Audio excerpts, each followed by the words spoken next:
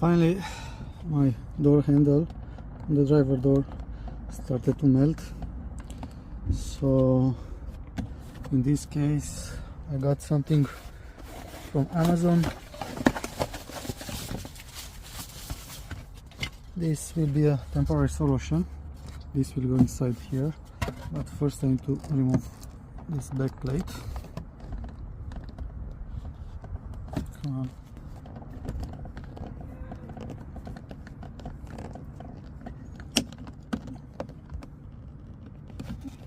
Like so.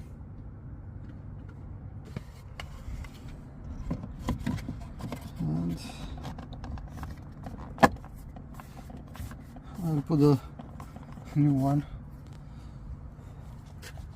It's a little gap here, but for the moment